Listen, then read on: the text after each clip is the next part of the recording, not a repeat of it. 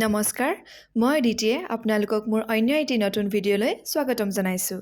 চাওঁতে ভোগালী বিহু আহি পালেহি আৰু সেয়েহে আমিও ওলালোঁ পিঠা খুন্দিবলৈ বুলি। বিহুৰ বতৰত পিঠা খুন্দিবলৈ ওলাইছোঁই যেতিয়া মই ভাবিলোঁ আপোনালোককো বোলো দেখাই দিওঁ মইনো কেনেদৰে তিলপিঠা বনাওঁ। মোৰ লগত পিঠা খুন্দিবলৈ বুলি ওলাইছে মোৰ পেহী আৰু মোৰ ডাঙৰ পেহীৰ ছোৱালী পাহি। এইফালে আমাৰ টিকলাটো হৈছে বিবেক। গৈ পায়ে খুবলিতে চাউলখিনি ভৰাই ঢেঁকী দিয়াতহে লাগিছোঁ। আইতাগৰাকীৰ আকৌ ভয়, কৈছে বিহুৰ বতৰত মোৰ আকৌ হাতখন নুখুন্দিবা দেই। ময়ো কৈ দিছোঁ আইতাক, গাঁৱৰ ছোৱালীহে আমি, সৰুৰ পৰা ঢেঁকী দিয়া অভ্যাস আছেই। ঢেঁকী দি ভাগৰ লগাত মই আহিলোঁ পিঠা চালিবলৈ বুলি আৰু এইফালে ঢেঁকী দি আছে আমাৰ বিবেক পলে।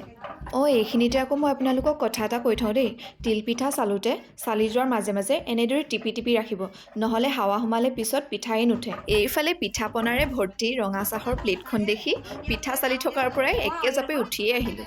আমাৰ এই মৰম লগা আইতাগৰাকীয়ে ঢেঁকীত দুচাপৰমান দিহে শান্তি পাইছে। কিমান যে কুটুৰি আছিল ঢেঁকী দিবলৈ বুলি। পিঠা খুন্দি আহি আমি নাৰিকল ভাজিবলৈ লাগিলোঁ। মিহিকৈ পিহি লোৱা নাৰিকলখিনিৰ লগত জোখমতে চেনি অলপ দি দিছোঁ আৰু তাৰ লগতে ফ্লেভাৰটোৰ কাৰণে কমলা বাকলি অলপ দি দিছোঁ। নাৰিকলখিনি আমি ভাজি এনেদৰে শুকান কৰি লৈছোঁ। এনেদৰে শুকান কৰি পিঠা বনালে আমি পিঠাখিনি বহুত দিনৰ কাৰণে সংৰক্ষণ কৰি থ'ব পাৰোঁ। সকলো যা যোগাৰ কৰি লোৱাৰ পাছত এইবাৰ লাগিলোঁ পিঠা পুৰিবলৈ। প্ৰথমতে আমি টাৱাখন ভালদৰে গৰম হৈ ল'বলৈ দিলোঁ। তাৰপাছত গৰম হোৱাৰ লগে লগে আমি হেতা এখনেৰে জোখমতে পিঠা অলপ লৈ দীঘলীয়াকৈ এনেদৰে পিঠাখিনি দি দিলোঁ। ইয়াৰ পিছতে ভাজি লোৱা নাৰিকলখিনিৰ লগত তিল মিহলাই জোখমতে অলপকৈ পিঠাটোৰ ওপৰত দি দিয়া হ'ল। যিহেতু বৰা চাউলৰ আঠাটো খুব বেছি, সেইকাৰণে কাষটো খুব সোনকালে ওপৰলৈ উঠি আহে আৰু সেই সময়তে আমি জাপি লোৱা কাপোৰ এখনেৰে কাষটো এনেকৈ অলপকৈ জাপি দিব লাগে। আৰু ইয়াত দেখিলেই নহয় তিলপিঠা ৰেডি হৈ গ'ল। তাৰ পাছতে তিলপিঠাকেইটা ভালদৰে গৰম হ'বৰ কাৰণে টাৱাখনত অলপ দেৰি ৰাখি ল'ব।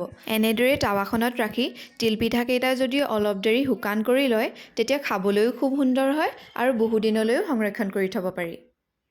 এইফালে মোৰ তিলপিঠা বনোৱা প্ৰায় শেষেই হ'ল।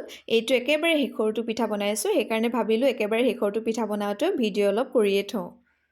ইমান কষ্ট কৰি বনোৱা পিঠাকেইটা কোনোবাই আধা খাই এৰি দিলে বেয়াও লাগে দিয়কচোন। সেইটো কাৰণে কেইটামান দীঘলকৈ আৰু কেইটামান চুটিকৈ বনাই থৈছোঁ। এই পিঠাটোৰ আকৌ ঠাই বিশেষে বেলেগ নাম। কিছুমানে কয় ইয়াক তিল পিঠা, কিছুমানে কয় ইয়াক জপা পিঠা। আপোনালোকেনো এই পিঠাটো কি বুলি কয় জনাবচোন। পিঠা বনাই মেলি বাৰু হ'ল, এইবাৰ আকৌ ভালদৰে ৰাখিও থ'ব লাগিব নহয়। এই বৰা পিঠাবোৰত অলপমান হাৱা লাগিলে খুব সোনকালে ভেঁকুৰ উঠি যায় আৰু সেমেকি যায়। সেইকাৰণে বেয়া নহ'বলৈ আপোনালোকে বায়ু নোসোমোৱা পাত্ৰ এটাত ৰাখি ল'ব। আশা কৰিছোঁ সকলোৱে আজিৰ এই তিলপিঠা বনোৱা ভিডিঅ'টো চাই ভাল পালে আৰু ইমানতে মোৰ ভিডিঅ'টি সামৰি আজিলৈ আহিছোঁ। Bye bye.